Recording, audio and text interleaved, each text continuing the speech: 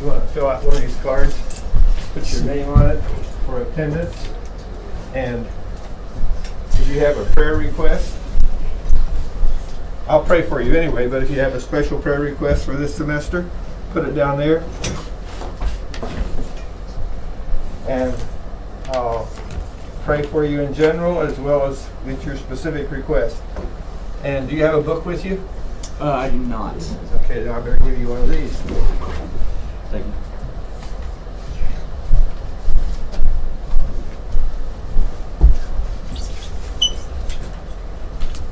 Okay, the first thing I want us to talk about is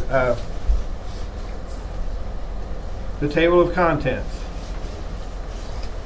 You've already read the syllabus online. If you had any questions, you were supposed to send me an email.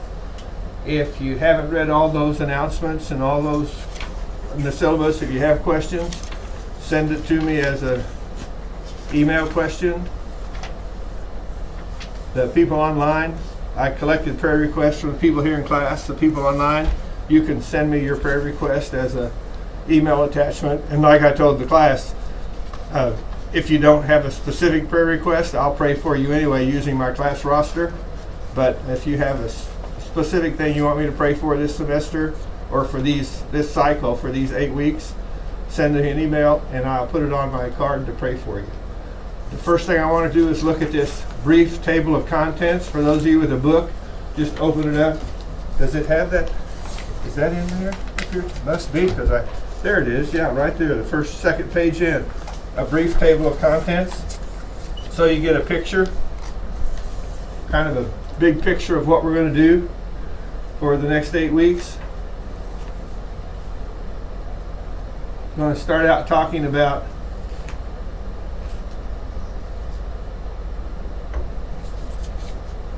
the beginnings of child development, prenatal, then infants and toddlers, birth to 2, and then early childhood, ages 3 to 6, middle childhood, ages 7 to 11, and adolescence, 12 and beyond.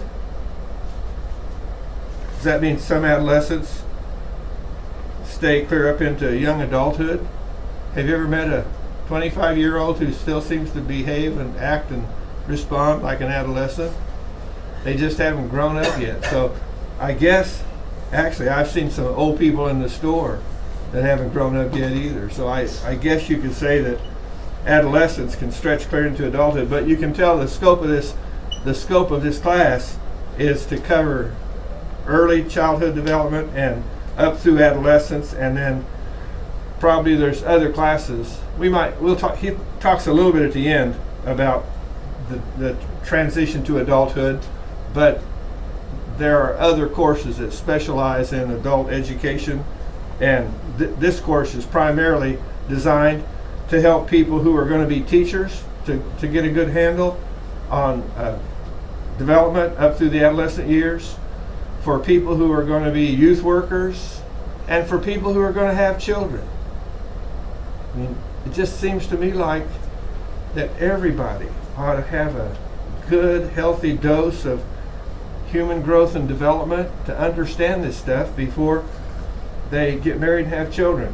I've said for years that as soon as somebody at church announces that they're going to have a baby, the pastor should say, you have to be enrolled in the human growth and development class that we offer here at church, so you can learn how to, so the husband can learn how to relate to a pregnant wife, and so the mother-to-be can learn all that's involved in being a mother-to-be, and so they can both learn a little bit about how to be parents when the children are grown. And I'm amazed. It's just like you go to school to learn all kinds of things in life, but there's no required course for being a parent or a mother or a father or a husband or a wife. What's that all about? Well, we just assume that comes naturally. Well, doing it right doesn't always just come naturally. So I think you're going to encounter some things as you read through this book that's going to help you kind of wrestle with maybe the way you grew up and how you think about it, and maybe you ought to re-examine some of your thinking. But do you notice here in chapter 4, 5, and 6, 7, 8, and 9, 10, 11, and 12, 13 through 15, you notice that they have the same pattern. They talk about physical development, Then they talk about cognitive development. Then they talk about socio-emotional development. What's missing? Spiritual development. We ought to add one to that, shouldn't we? We should just say down here, spiritual development. Just add that to every one of them.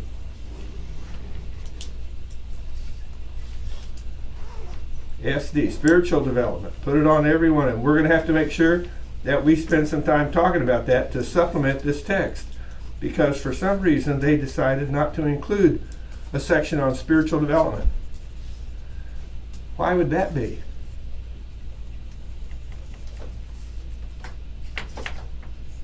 It's a secular textbook, but don't secular people know that we have a spiritual dimension to life?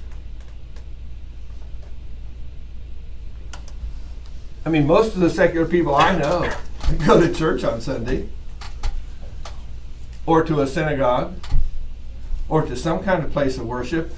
Even the weatherman talks about, when they're given the weather, they talk about going to your place of worship on Sunday. Be sure to check to see if they're open. I mean, why wouldn't that be one of the dimensions that's included along with physical, cognitive, socio-emotional? Or is it that we, again, do we think in our society that the spiritual kind of takes care of itself? And again, I think, no, there really needs to be a study of the spiritual development, and we probably need to spend time talking about it as we work through this course to make sure it doesn't get overlooked. But I suppose if the people who wrote this book would have put under socio-emotional development and spiritual development, they might have had some reaction from some people. This to me is funny. It's okay to put in a book different theories of cognitive development and even different theories of social development, but we can't talk about spiritual development because everyone doesn't agree. Well, sure we can. We can talk about it, whether everybody agrees or not. We just ought to remember that's a dimension of humanity. Now, there are a few secular people who act like the spiritual dimension doesn't matter. In fact, some people say there's no such thing as a spiritual dimension to life. I guess the most outspoken people would be atheists, right? If you really believed there was no God and no spiritual dimension to life, if you really believed that, how could you get upset about it? That would be like saying, do people have tails like other mammals? Do we have tails like other mammals? We have a tailbone, but do we have a tail like other mammals? No, we don't. It's like, and don't even think about it. It's like, well, you know, how could you get upset about that? And I sometimes think that the guy who is so angry about people who believe in God really is wrestling inside with his own spiritual dimensions and is having trouble coming to grips with the fact that there is a spiritual dimension to life, and that we ought to acknowledge it and talk about it and discuss it, and even discuss how different people approach taking care of that dimension of life. But for some reason, a lot of secular people just think that somehow that's out of bounds. You can't talk about that. You can talk about anything else, but you can't talk about that. So we're going to have to make sure that we bring that up. And on the back of this page that I just handed out, it's the preface. For those of you with a textbook, it's on page XIV, Roman numeral 14, XIV.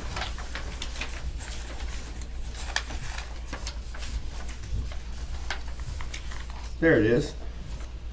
And if you didn't have a book, I put it on the back of this handout here so you could look at it and see what we're talking about today.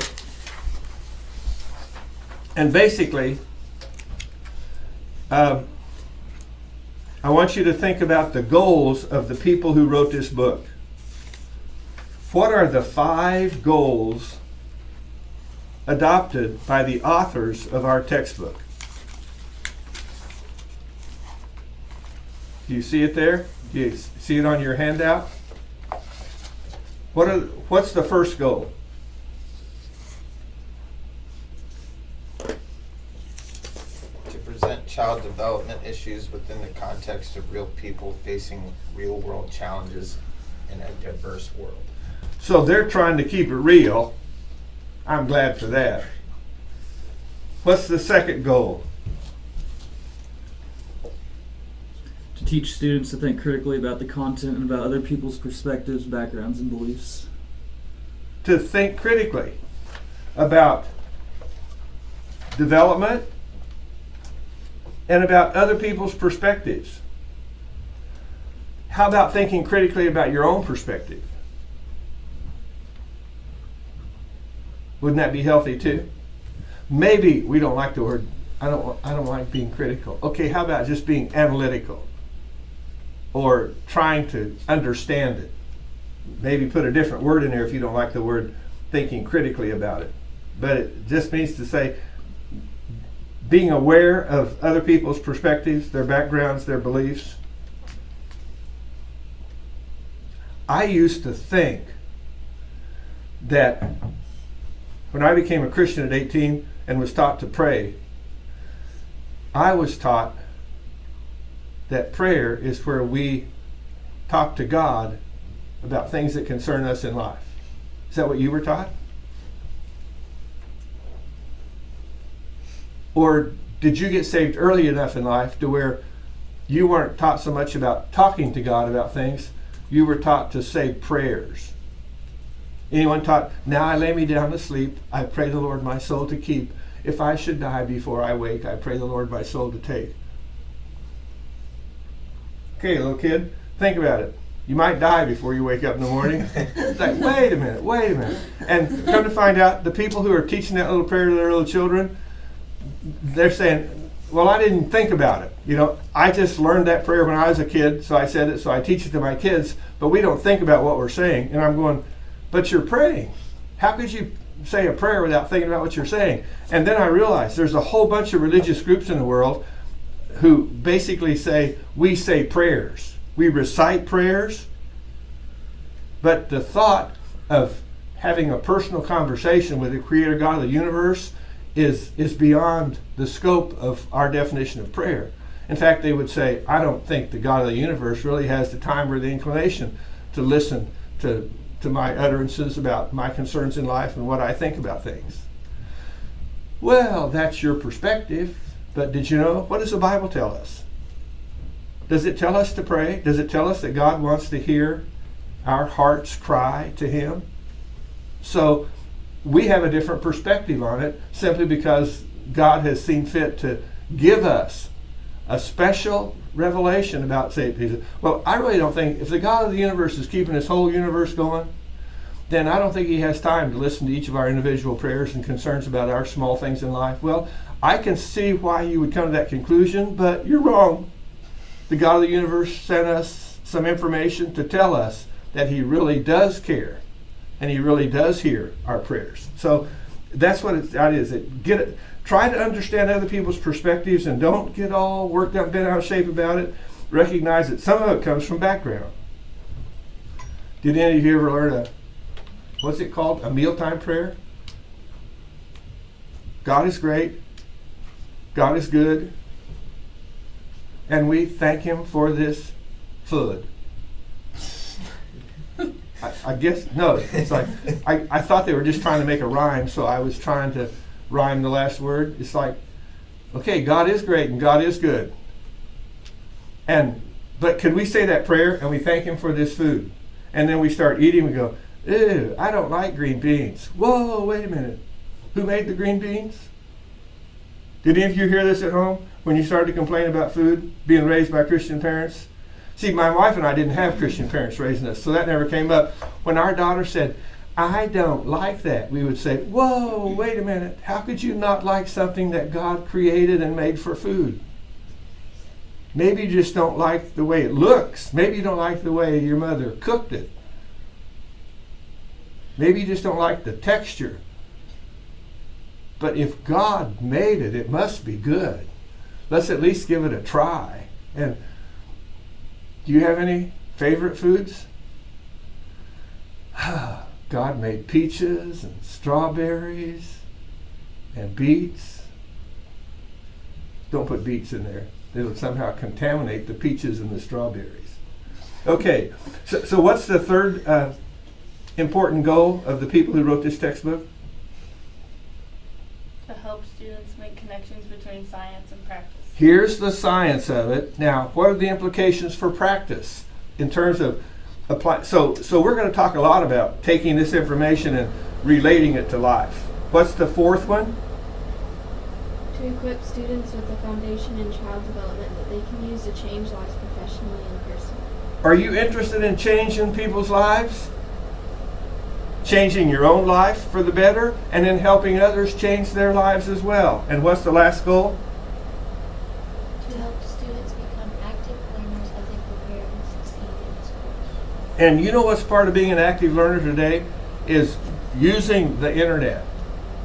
Looking stuff up on the internet. Looking to find things that are out there that are being talked about in human growth and development, and seeing sometimes what's popular, and then asking, is what's popular really based in good science, or is what's popular contradicting what God says about it? See, the Bible's not a book on human growth and development, but any place where the Bible addresses topics that are discussed in human growth and development, we need to pay attention to what the Bible says about it.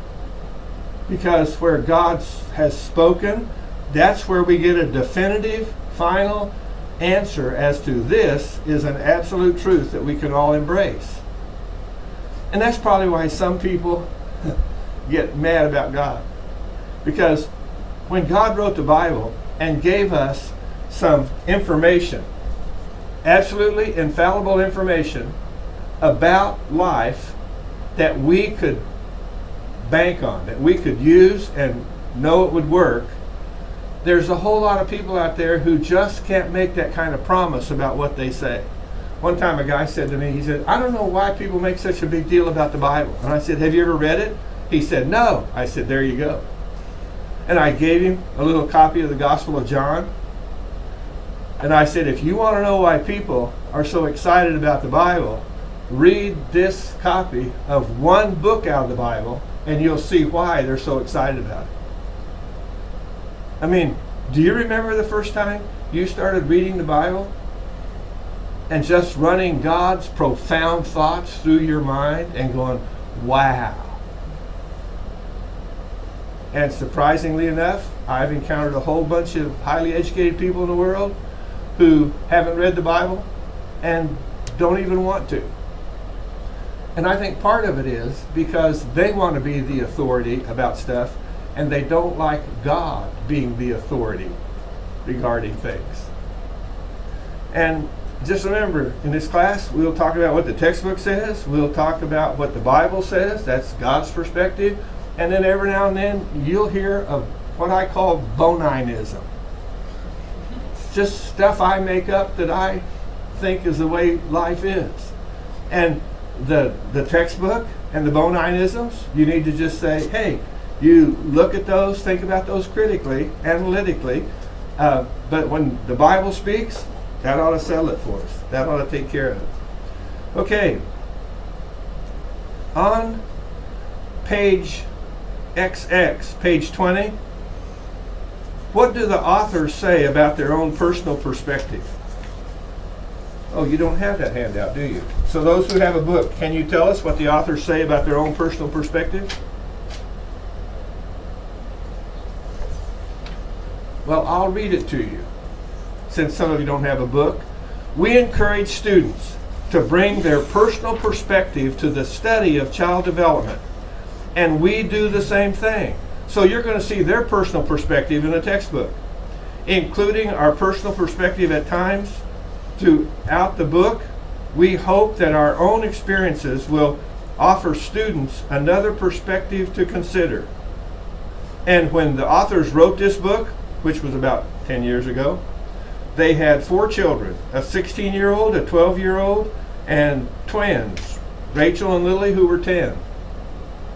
Now that seems like, you almost wonder, how'd they have enough time to write a book? You know, but it's like, that seems like some people who are talking from experience. I once had a professor at the university who was talking about this child development stuff, and I said, do you have children? He said, no. I said, have you had any experience working with children? He said, no. All I'm giving in this class is just the theoretical part of it all. Aren't you glad to have a textbook written by people who have spent time raising children? And sometimes you can tell they give the scientific expertise that's pretty well accepted around the world today, and then kind of hedge a little bit on it because in their own personal experience they probably handled some things a little bit differently than what the books talk about. I was always amazed at the university when we would be studying this kind of stuff in a psychology class, and the teacher would say to all these people who were teachers, how many of you were ever paddled when you were in school or when you in your lifetime? And all the hands would go up. Oh, really? Well, I didn't know anybody did that anymore. Well, what we've learned is that since our society has such a negative opinion of it, people who do it just don't talk about it. But why? And then it's like, well, why would you not talk about it? Well, we know because you get in trouble if you're a teacher. But why did you do it to your children? Because my parents did it to me and it worked, you know, kind of thing. So it's just like sometimes in light of what all the experts say, people are going to keep some traditions going. And probably because it worked with you from the way your parents raised you. Chapter 1, page 6. What is that all about? I don't know. Let's turn over there and see.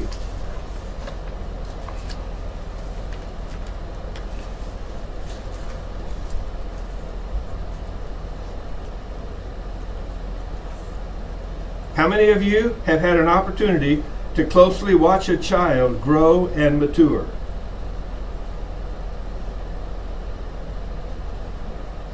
One, 2, 3, 4, 5. The other 3 say, nope. Have you observed a little child growing? How many of you have brothers and sisters? 1, 2, 3, 4, 5, 6, 7. So those 7, if they had brothers and sisters, they had to watch something, didn't they? You didn't have any brothers or sisters? Well, I'm the youngest, so I was that. So he's the youngest. That means you guys know what that means, don't you? Since he's the youngest. What does that mean? You want to tell him what it means? I'm spoiled. That's what that means. Well, we could send an email to your older siblings and ask them what that means, that you're the youngest. Say, well, what they think isn't necessarily the way it is. But even, I mean, how the next one older than you, how close are they in age? 6 years. So when you were 6 years old, you learned how your parents treated a 12-year-old. Right. So you had some of that to observe. Yeah. Have any of you worked in church with little children? Yeah? Okay. Have any of you worked in a good news club or Bible school in the summertime with little children? Was that fun? Yeah, it was. It is so enlightening, isn't it? It's so educational. So as we look through this stuff, think in terms of maybe, so how does that relate to the experience I had? Or how would my experience be different now that I have some more information here? What would I do different the next time around? Okay, what's next here? Page 8. See, we won't talk about everything in here. We'll just move through here and hit some high points because we actually spend what is it, about a day or a day and a half on each chapter, and then we have to keep moving. What drives development? Nature or nurture? Am I a math teacher today because my parents nurtured me to be a math teacher? Or am I a math teacher because I'm just naturally mathematical and I gravitated to that kind of occupation? You don't know. Well, what if I told you that I'm the only one in my family that teaches math and all of my siblings and relatives think I'm weird? Well, guess what? They can think what they want. You know what the truth is? That I'm the normal one. And the rest of the world is weird. How could you not like math when it's at the core of how God put the whole universe together? You go, well, I appreciate the universe. Don't you want to know the math of it all? No, not necessarily. But it's so much fun. Well, it is to you, but it's not to me.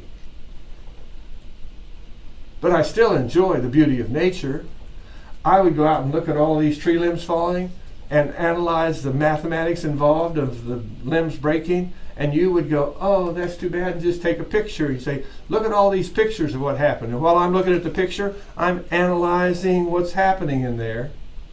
So we just can, a lot of us can look at the same thing and enjoy different aspects of it. And see, but don't we all say this snow is beautiful? After they plowed the streets yesterday, I got out and drove my car in the afternoon to see if I was going to be able to get to school okay today, and I thought, yep, this is going to work. Then I'm driving around looking at all the beauty of this snow, and then when I got back home and pulled in the driveway, there were some broken limbs, but there were a bunch of limbs that weren't broken or weighted down with snow, and I said, Nina, we must have one of the most beautiful driveways in all of Raymore with all that snow hanging on all those branches. She goes, yeah, did you see all the broken ones? Yeah, but I'll take care of those after the snow melts. They're not going anywhere. It isn't like the tree is out there crying, fix my broken limb, cut it off, it hurts. You know, it's too late, it's already broken. I saw people out in the snow trying to cut limbs off, and I thought, give it a few days. Wait and see what happens. Don't get so eager to go out there and risk slipping on the ice and hurting yourself. So what do you think? If I'm the only one in my family that is in the math, then it must be most of my mathematical inclination is nature, the way God made me, rather than nurture. Do you follow me? But I have a friend who's a math teacher, whose both of his parents were math teachers. And now, is he doing it primarily because his parents were math teachers, or is he doing it because he just likes math too?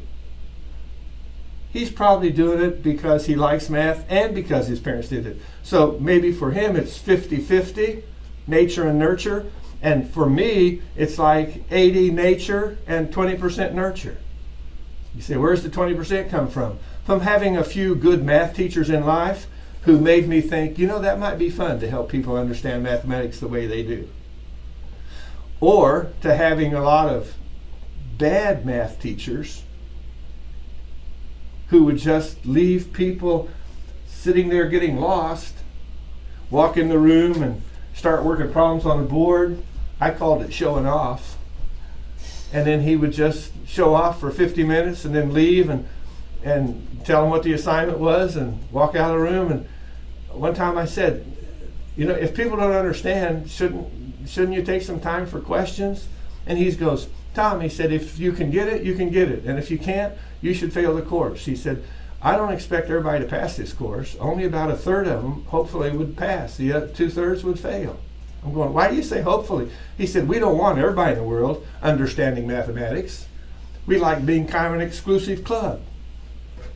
And I thought, what kind of mindset is that? And why in the world is a guy a math teacher if that's his mindset? I mean, just be a brilliant mathematician and leave the teaching to people who want to help everybody get a handle on it. So I thought, you know, I think it would be fun to help all these people who struggle with math to try to get a handle on it. So there was some nurture, but probably most of mine was just nature. What about riding a bicycle? Did any of you just get on a bicycle and start riding it just like that? Or did you fall down a few times? Or do you even remember? I don't remember whether I fell off the bicycle or not when I first started riding it. But I'm sure I did. Now, why would I say I'm sure I did if I don't remember it? Do most people fall off the bicycle when they're first learning to ride one? So I just assumed, since most people fall off, then probably I fell off too. Well, why wouldn't I remember it? Well, I have an idea. If I fell off of a bicycle, it hurt. And sometimes we don't remember painful experiences. We kind of put the pain away where I don't want to think about it. So sometimes that means that I can't really sort it out. But would you say riding a bicycle is nature or nurture? Okay, let's back up and do another mode of moving around the world. Walking. Is walking primarily nature or nurture? If the parents don't teach the little kid to walk, will he learn to walk? Will he? Eventually. What? Would he eventually learn by watching other people? I'm thinking that's what they do. And sometimes parents who think that my child's too young to walk, so I'll wait till he's a little older to teach him. Then all of a sudden, one of them says, "Come in here, Joe. He's walking." And all of a sudden, this little tyke just got up and pushed himself away from the couch and walked over to a chair. And he gets this, "Whoa, did I ever do something or what? No more calluses on my knees. No more dirt on my hands." So I'm thinking walking is what? Probably 90% nature? That God just created us with that capacity, ingrained within us an inclination to want to do that and an ability to do it, and we just figured it out by watching other people walking around. But when it comes to a bicycle, why would anyone want to ride a bicycle anyway when you can walk from point A to point B? Do you remember why you wanted to ride a bicycle? Does anyone remember the first time you saw someone ride a bicycle and you said, "I want to do that"? Well, I remember. Now, see, I don't remember that either personally, but I remember watching little kids at my house called grandkids. And I taught one grandkid how to ride a bicycle because he wanted to learn. And then his cousin came over and he was watching him ride that bicycle up and down the driveway. And I'm looking at him and he's looking all forlorn, and I'm going, "What's the problem, bud?" He goes, "I don't know how to ride a bicycle." I'm going, "So what's it matter?" I mean, I just ask. I'm a scientist, man. So what's it matter if you can't ride a bicycle? "Well, Casey can ride a bicycle, and I want to ride one too." "Oh, well, okay, if you want to run because your cousin does, I can see that. Here, let me show you how to do it." And I took him over to the bicycle that I have modified for learning how to ride. Did you learn how to ride on a bicycle that was modified? Okay, anyone remember when you first started riding a bicycle, the pedals would hit the back of your legs? So guess what I did? Think outside the box. Take the pedals off the bicycle so they can't hit you. And then you just put your feet on the ground over this little short bicycle and then push yourself around and just use the bicycle like a sit-down scooter, and there's no pedals hitting your legs. And then then that means you ride it downhill, then you have to walk it back uphill, and then after you feel comfortable using it like a scooter, guess what the little grandchild says to me? "Puppy, can you put the pedals back on the bicycle?" Sure enough, bud. And I put the pedals back on, and now he starts using the pedals. But it seems like it'd be easier to learn without those pedals on there. I would think they would make a bicycle without pedals just so you could learn to ride one like that. And if they don't, then just take the pedals off. Did any of you learn to ride a bicycle without pedals? Oh, Oh, the world of science and what it can do for us. So, did I think of taking the pedals off because of nature or nurture? Well, both. Okay, here's what I mean. Nature, I'm just inquisitive. Okay, I naturally kind of think, what could you do to solve this problem of the pedal hitting the back of your leg? Take the pedal off. So I naturally have a problem-solving approach.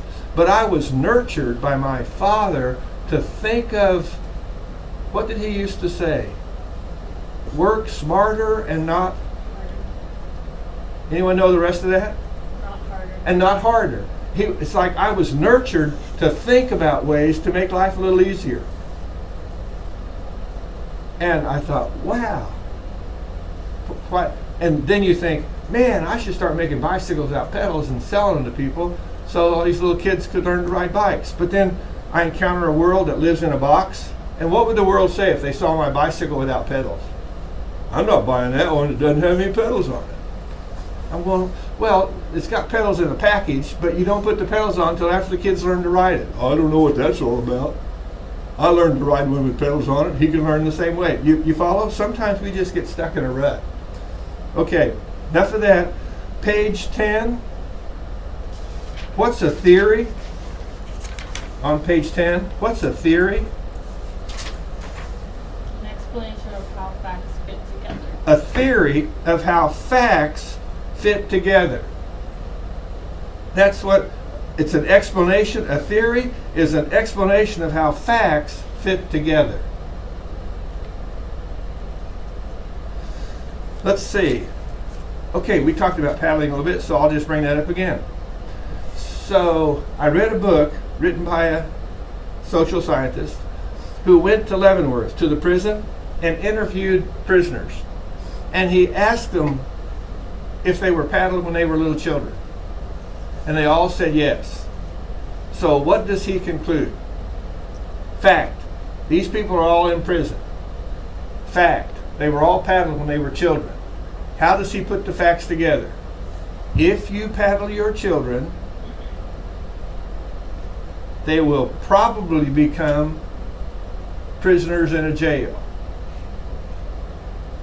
How many of you were paddled when you were children? Raise your hand. Were you paddled? Were you paddled? No? Were you? Okay, so out of 2, 4, 6 of you were paddled and 2 of you weren't.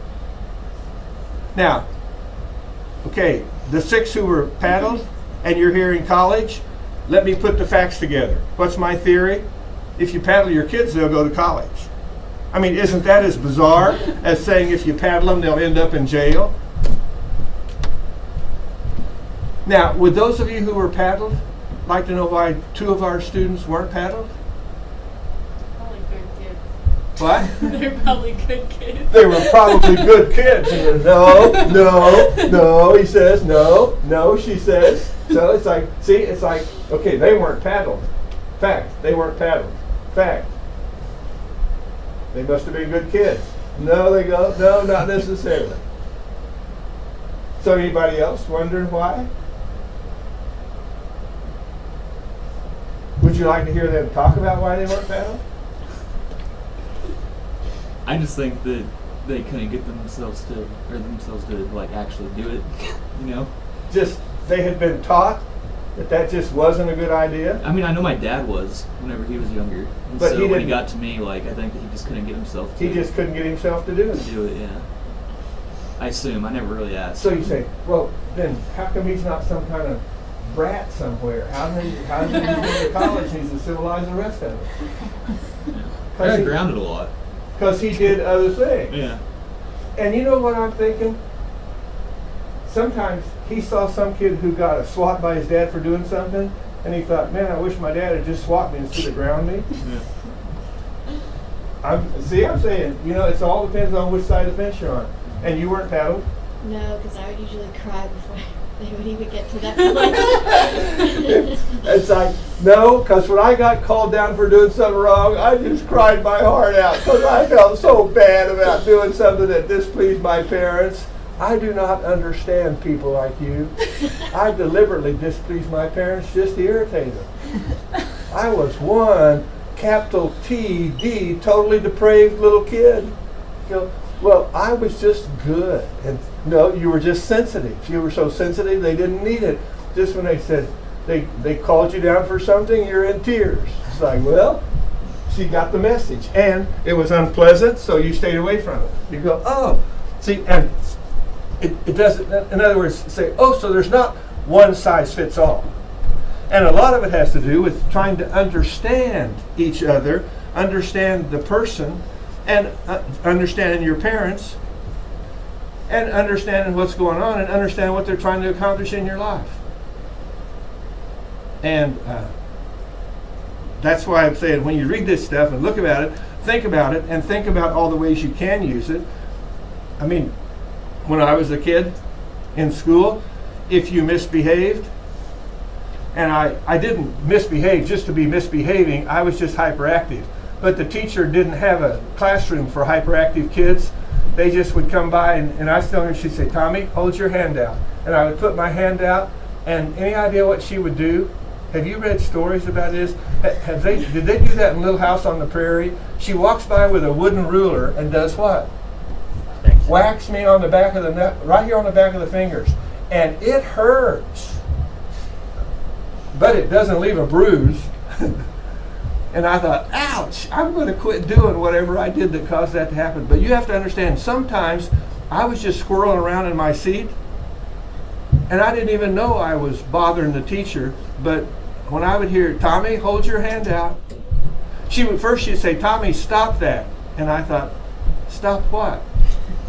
And I was trying to figure out what she wanted me to stop, and by the time I still hadn't figured it out, and by the time I'm there kind of trying to think about it, she goes, okay, hold your hand out. So whatever I was doing, I kept doing, and got whacked on the back of the knuckles for it. Well, we better watch out for him.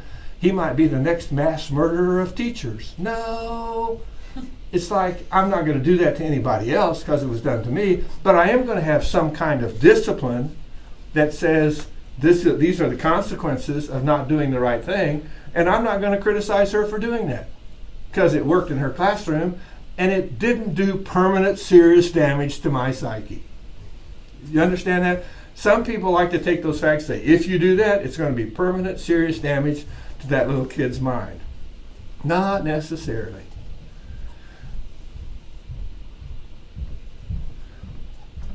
Page 16, what does it talk about? Oh, page 11 talks about psychoanalytic theory. Page 12 and 13 and 14 and 15 talk about 14, behavioral and social learning theories, and 15 talks about Erickson's psychosocial development stages, and 16 talks about classical conditioning, operant conditioning. I think I have a handout about that. Just so you can have something to look at here for all of you, just to have it, even if you have a textbook. I'll give you one just for the fun of it. An overview of major developmental theories.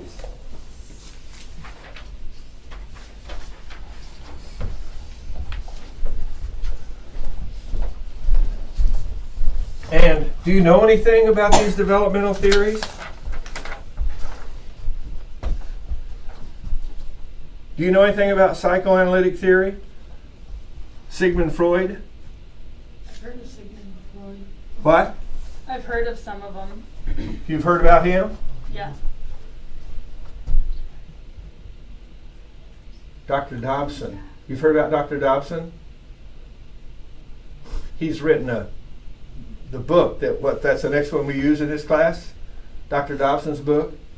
He's a Christian author. He has a medical degree in pediatrics and wrote, basically, I think one of his first books was Dare to Discipline, because he saw these little children in California coming to the hospital that were injured because their parents weren't disciplined when they were younger and didn't know how to discipline children. and just got so upset about their child's misbehavior that they just exploded and wounded them somehow. So he said, we need to re-implement the old traditional Christian approach to discipline. And he kept writing books, and he was popular, and so he's written a book that we use for this class as a textbook now.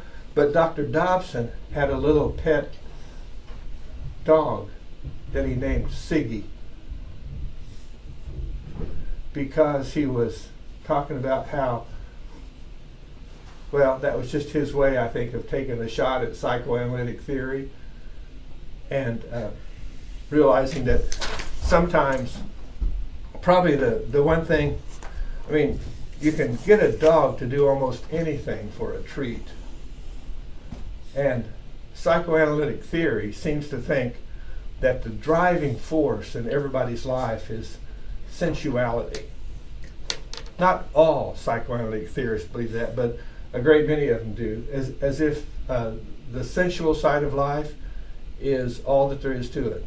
But you could take, I mean, Dobson's little dog Siggy, you could take dog treats and put him on the floor, and he would just keep eating them and walk outside. And if you put enough of him out there where he stands out in the cold, he would probably freeze to death eating doggy treats, because he's not smart enough to figure out that what's happening to him is he can't move now because he's frozen in because he's been standing here eating so long. And I think sometimes that's what happens with psychoanalytic theory, that we tend to pick up on part of it as if this is all the driving force there is in human nature, and people are much more complex than that. But one thing that Sigmund Freud came up with that really helped give his thinking some credibility is this thing called, see, it's on that handout there, id, ego, and superego. Do any of you know anything about id, ego, and superego? Well, you can look at it on the internet, but the id basically are your primitive instincts, and your ego is the rational part of your being. If you saw some fruit growing on that tree, your primitive instincts would say, oh, look, there's some apples on that tree. I better go out and get one. It's like, well, don't you think you better put a coat on first? No, I'll just go out there and climb up that tree and get my fruit, kind of thing. So the ego is the rational part, and the superego is like your conscience. It's the moral part of making decisions. Wait a minute, that apple's grown on that tree, but it's not on your side of the fence. It belongs to the neighbor. Well, I don't see the neighbor. He's not going to notice if I take one of his apples, is he? Rational. And your conscience says, but it would still be wrong whether he was watching or not. It's not your apple. If you really want that apple, call your neighbor on the phone and ask him, I just saw a big old ripe apple on your tree. Is it okay if I go pick one? You follow? How he identified some dimensions of human capacity for doing things and making decisions that really do fit the way we're put together and wired. But then, right after it mentions that, under Sigmund Freud on this handout, right after it mentions that, then it talks about his 5 stages of psychosexual development. And that's the controversial part of what he talked about, as if everything, all of our development is related to our sexuality. And that's obviously not the case. But some extreme radical psychoanalytic theorists really buy into that. But see, when I first heard that from some people at the university, I thought, why would his thinking even be popular? Well, that id, ego, and superego, that's enough of a reflection of the way things really are that it gives him credibility, so all of his bizarre thoughts kind of are given credibility too. If a guy's got one thing right, then everything he says must be right. No, not necessarily. If he's got one thing right, then at least give him credit for that. But don't swallow everything he says. And then Erickson, who kind of went to school with Freud but didn't buy into everything he said, Well, on the back, is there on the back of there? Did that handout I just give you have something on the back of it? Good. Then I'll get one that's got something on the back of it here. Erickson's psychosocial development. And this is a real popular approach. And one of the reasons I gave you a handout is so you could take a pencil and do something with this handout. See, I don't buy into everything Erickson says, but I like to circle trust, autonomy, initiative, industry, identity, intimacy, generativity, and integrity. And when I look at Erickson's developmental stages, I go, okay, I don't necessarily agree with his other side of the coin.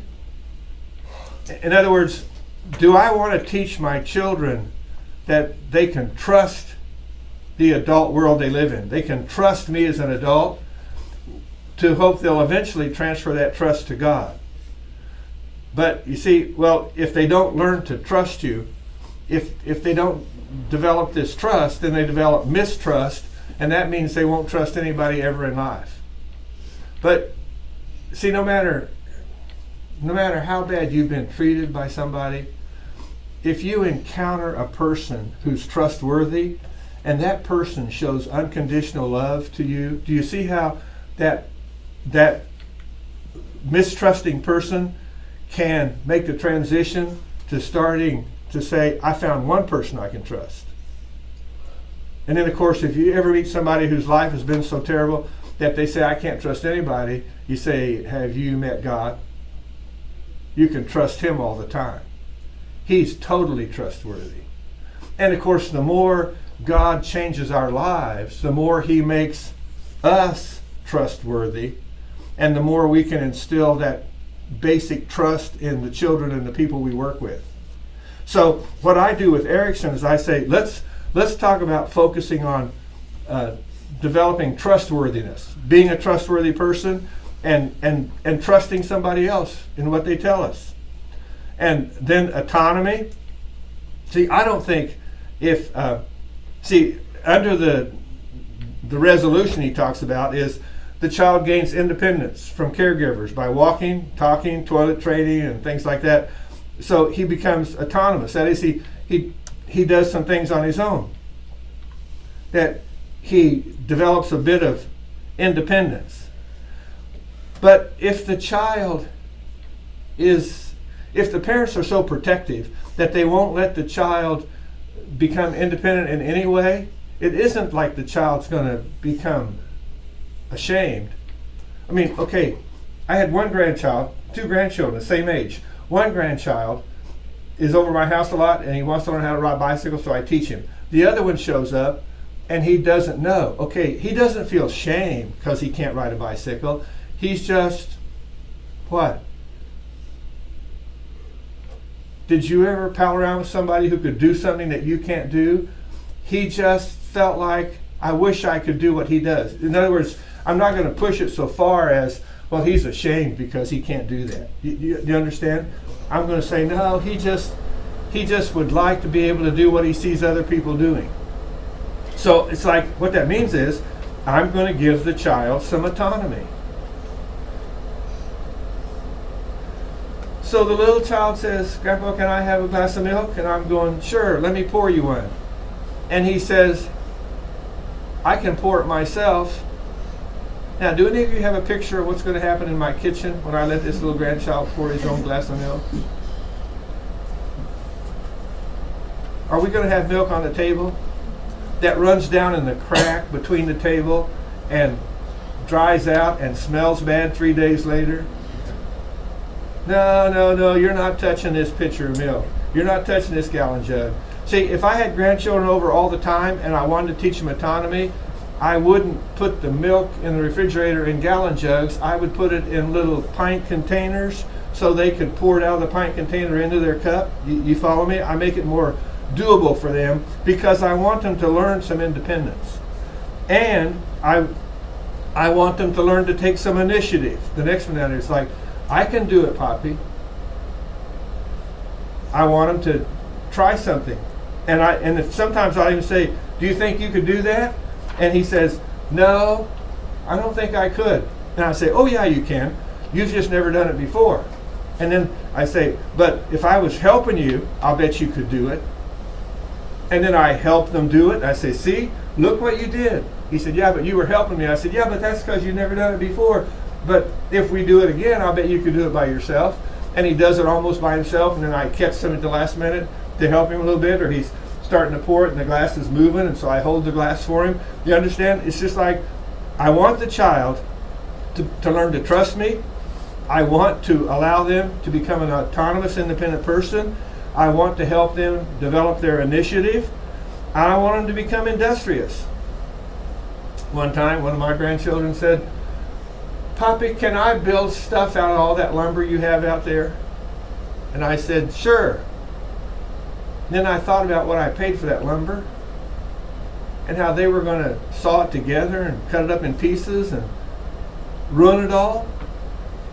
And I thought, you know, Tom, that's the problem. You don't let these children develop any industry because you're trying to save your wood for some project you might have someday. And that's when I found out that Home Depot, anyone know this? Home Depot sells lumber for 10 cents on the dollar when it's been damaged in the back of the store. And I would go over there and buy that stuff, and whatever they had on sale, I'd buy it and put it in the back of my pickup, take it home. And then it didn't matter, because instead of paying $10 for a sheet of plywood, I only paid $1 for it. So I didn't care what my grandkids did with it. And they could build stuff out of it, and then put things together and then throw it away eventually, and it didn't matter because all they were doing was being industrious. You follow me? One time one of them was going to build a house for the pet cat, and they were going to put a stairway in it and have 2 stories in the house.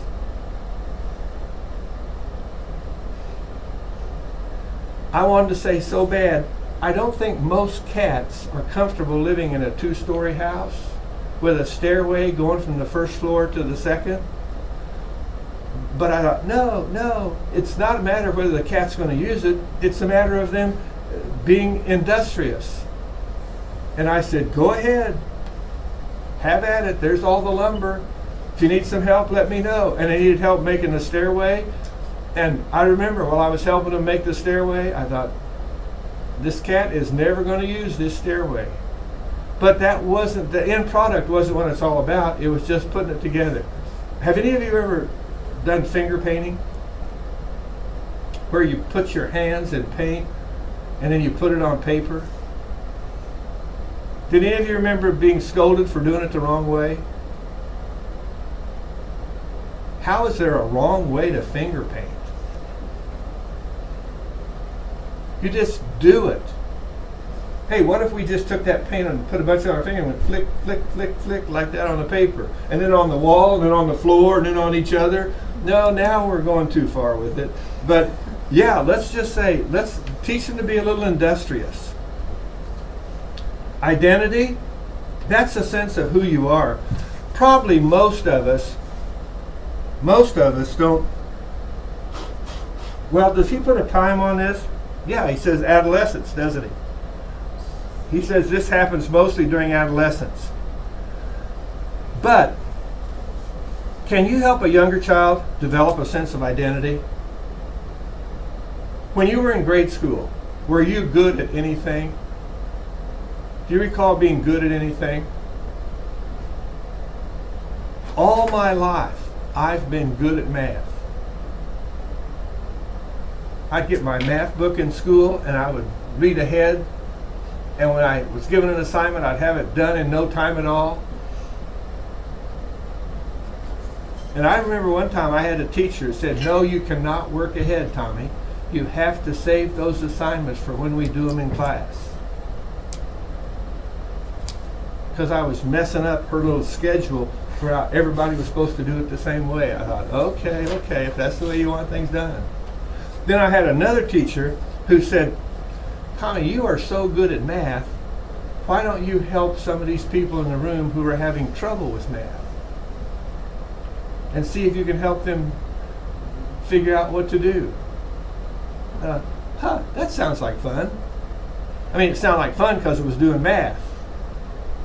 Then I start helping somebody, and they go, I don't know what you're doing. I said, well, here's what's going on in my head, and I tell them what I was thinking. They go, oh yeah. So can you see where early in life I developed a sense of identity in terms of my math abilities? Now you would think from that happening in my childhood that I would know from early on in life I was going to be a math teacher someday when I grew up. But even though I helped people understand math in the classroom, I never connected that with being a teacher. But part of that has to do with my attitude about school. I really thought I didn't need to go to school. We didn't learn that much there, and a lot of what we learned was useless information. Am I the only one that ever thought that way in school? And when I got to high school, I said to my dad, I don't see why I'm even going to school. And he said, because you have to, it's the law. And I thought, isn't that something? I have done nothing criminal, but I'm incarcerated for 6 hours a day, 5 days a week in this place called school. So can you see where my mindset kept me from ever making the connection between helping people with math and becoming a math teacher? It wasn't until I graduated from Calvary and was preaching in a small church that a school came and said they needed someone to teach math at their school, and would I help them out?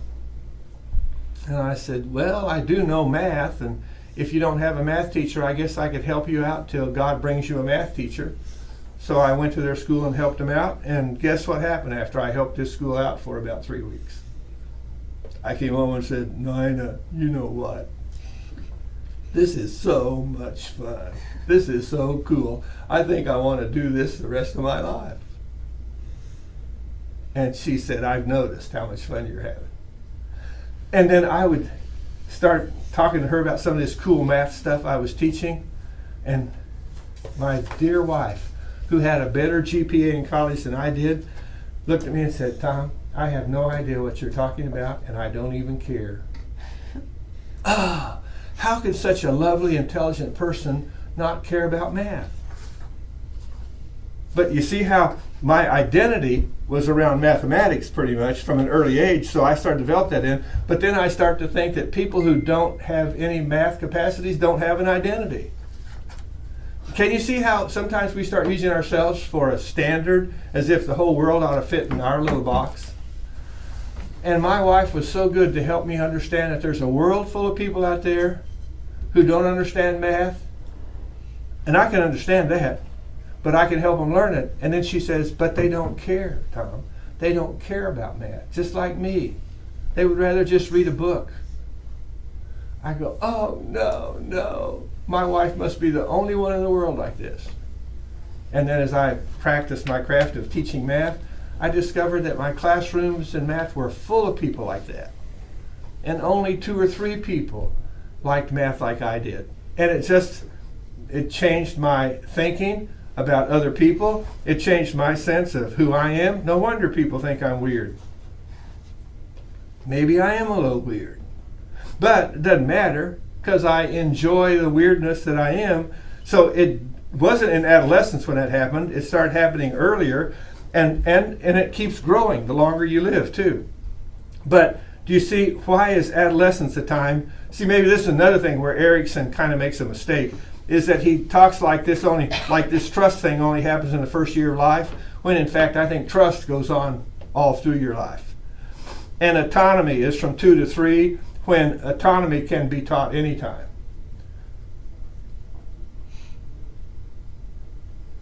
My poor wife, when we first got married, she didn't know how to cook because her mother didn't want her 2 daughters in the kitchen getting in the way while she was cooking.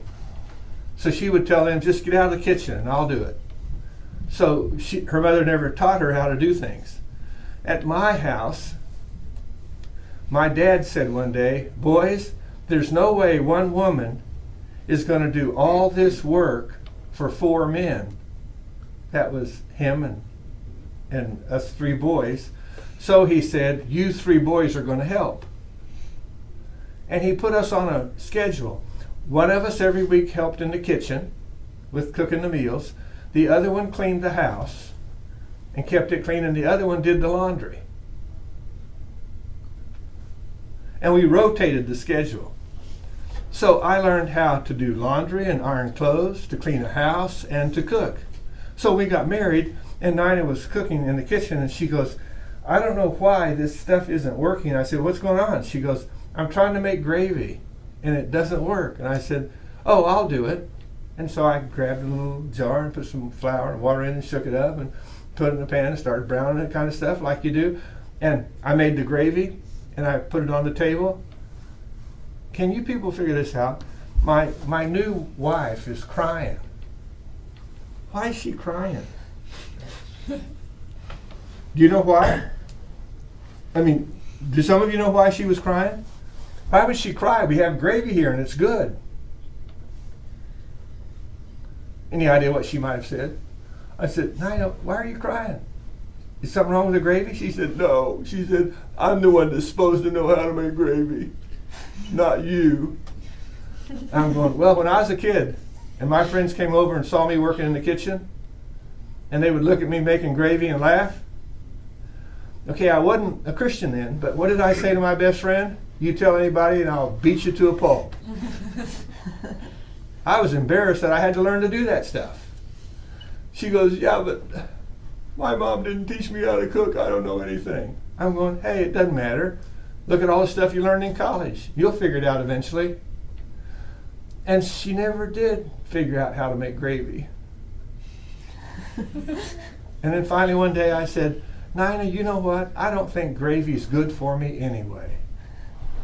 And I learned to eat potatoes with sour cream and butter. Whoa, that beats gravy anytime. And I'd never heard of that till I moved to the city.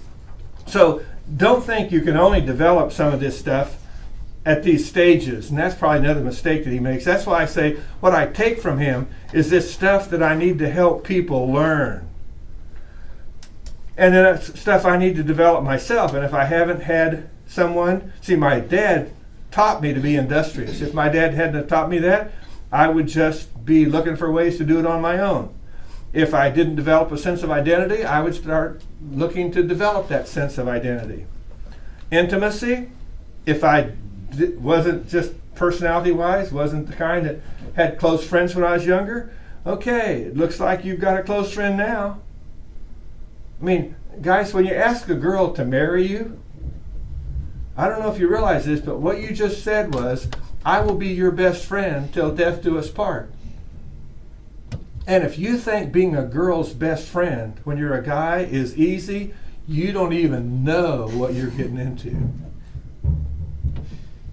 I mean, it's like, whoa. While I was here at Calvary, I developed some friendships, but then I realized, you know what? My wife doesn't want to go play tennis. I mean, she tried it once.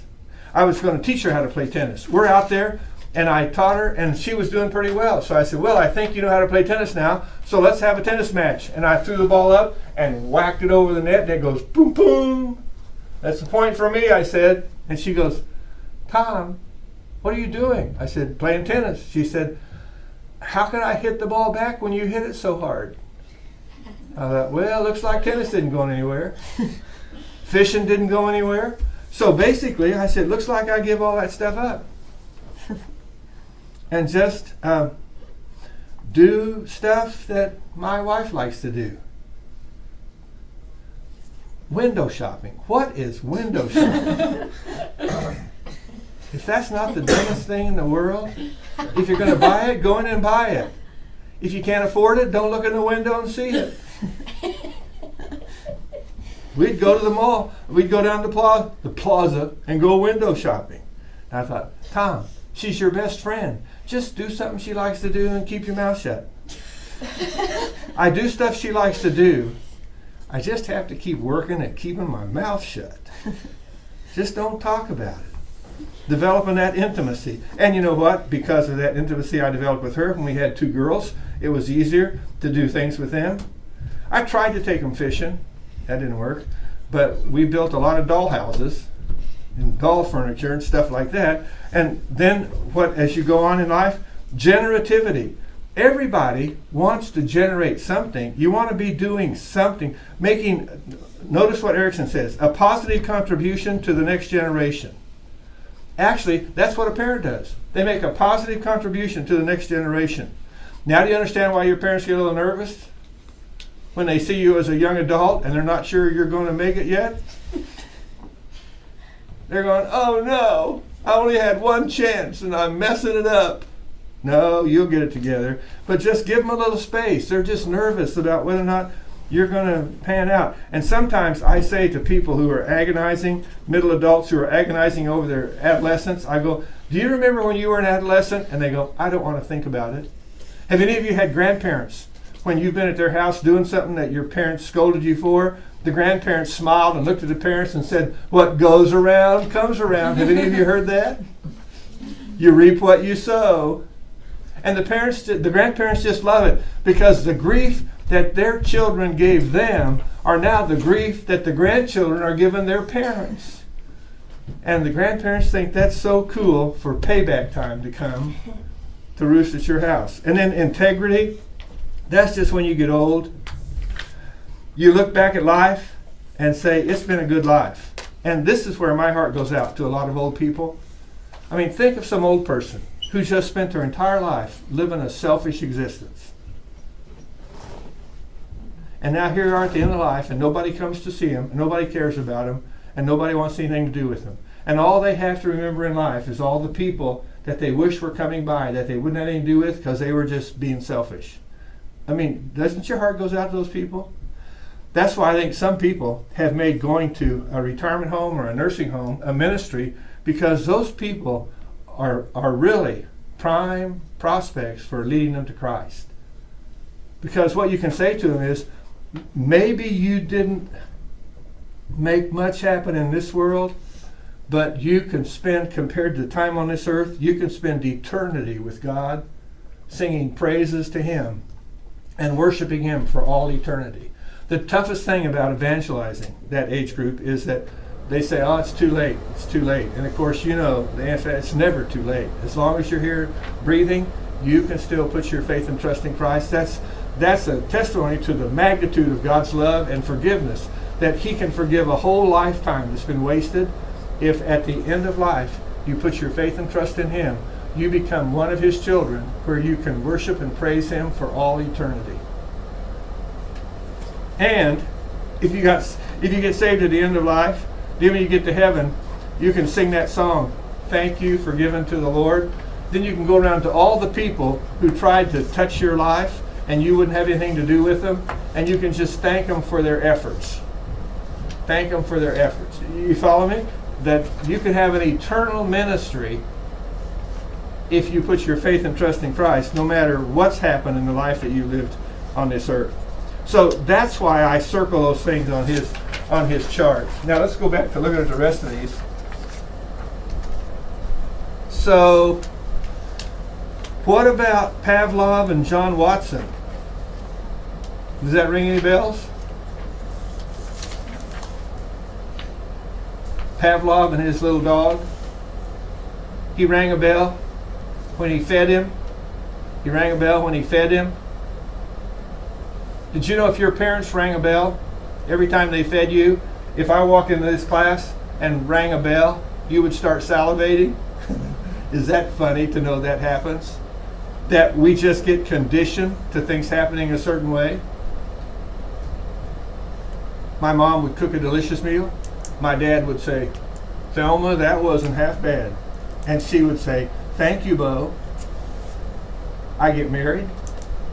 My new bride cooks me a delicious meal. I'm sitting there thinking, I should say something. So what have I been conditioned to say based on what my father said to my mother? I go, Nina, that wasn't half bad. And she says, I don't know what to say. should I say thank you or dump the rest of this in your lap? I'm going, what? She says, I've never heard that before. That wasn't half bad. I don't know what that means. And I said, oh, it means that was delicious. And she said, that I understand. So guess what happened just flipping a switch from where I was conditioned in a home to hear one thing, and all of a sudden I have a new phrase. Now that I'm a newly married young man with this wonderful new bride, and what is it I say now when she cooks something? Nina, that was delicious. My wife can make some of the most delicious one-dish meals, soups and stews and stuff like that. And I said, Nina, if we could can this stuff and put it in the grocery store, once people tasted it, we'd be rich, because they'd keep taking it off the shelf as fast as you could can it. How did you make this? And then she goes, I don't know. I did a little bit of this, a little bit of that, and then I just add something else to keep tasting it. And I said, you don't have a recipe for how you do this stuff? You know, to my wife, a recipe is too confining. That's like saying, let's don't follow a road map when we go to Oklahoma and see the relatives. Let's just start driving and see where it takes us. You know, I don't understand that. Well, Tom, you're not doing the cooking. Let her cook the way she wants. And see, and she wasn't conditioned to do that. She just did it because she developed her own approach to this stuff. And since she wasn't taught to do cooking a certain way, she just looked at recipes and decided what she wanted to do and what she didn't, and realized that you can just kind of keep doing stuff, adding things till you get it to where it tastes good. See, what happens if she makes up something that doesn't taste so good? I don't say that's delicious because it wouldn't be true, but I eat it, and then when she says, do you want some more of it? What do you always say, guys? Since she's your best friend and you're going to love her till death do you part. Yes, I would like to have a little more of that. Sometimes some of the chili she makes needs a little ketchup added to it. Now, fortunately for me, my wife doesn't mind me adding ketchup to stuff she makes. She doesn't like ketchup, so she doesn't know why I do it. I said, just makes it taste good. You want to taste it? She goes, no way. She doesn't like ketchup. I don't know why. But at least she doesn't say, if you put ketchup in that chili, I'm going to squirt the rest of it on your shirt. But if she said that, then I would not be using ketchup anymore. Can you think of some things that you were conditioned to do in life?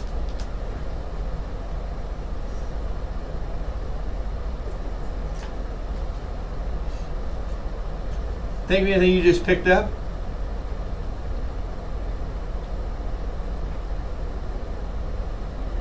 Well, sometimes it'll show up. Do some of you have a roommate that brought to the room some traditions that you can't believe, and you're wondering where they learned to do that? They don't even think about it. It's just the way they were conditioned, the way they were raised. And you think, hey, that's just the way life works. Operant conditioning. Now this is cool. This is where you take Pavlov's and Watson's ideas, and a guy named B.F. Skinner, he wrote a book. B.F. Skinner wrote a book, and he said, I can use these conditioning techniques to take anyone out of this room and turn them into anything I want to turn them into. And a guy said to him, you sound a bit like God. And guess what B.F. Skinner said? There is quite a resemblance, isn't there? Wow. He is way too arrogant. Makes you wonder why he wasn't found out in the pasture somewhere eating grass. Like one of those Old Testament guys who thought too highly of himself. But as much as I say that about Skinner as a person, I've used his techniques with children all the time. With my own children.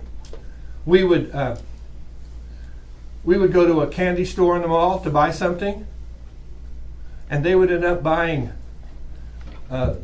little treats made out of malt or made out of yogurt rather than all that sweet candy, because I had conditioned them to eat stuff other than just pure sugar candy. And the people in the candy store couldn't believe it. But you say, why'd you do that? Dentists, they cost so much. Dentists give away free toothbrushes. You'd think they'd be giving away free candy, wouldn't you? So you have to come back and see them more often. But we'll be talking as we go through here about ways that you can actually use that operant conditioning stuff on yourself. And when it comes to social learning theory, that's just pretty much from watching what other people do and learning from them. And I guess we'll have to quit. Is this class supposed to end at 10 till? Yeah. Okay. I see you getting restless. I thought it went to 11. Hey, ends at 10 till. Just tell me. Just wave and say, time to quit. And we'll just quit and pick it up next time we meet. See you on Wednesday.